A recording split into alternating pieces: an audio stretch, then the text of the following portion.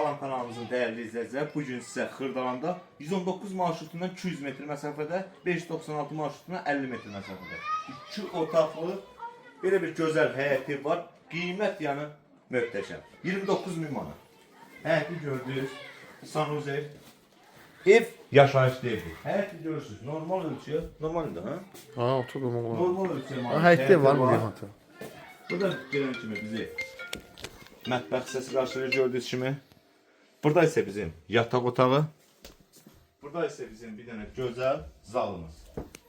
Evimiz iki otaqdan ibarətdir. Qazı, suyu, işığı, mərkəzi kanalizasiya sistemi bütün hamısı var. Qiymət bu ev üçün nəzərdə tutulub 29.000 manat. Bəli.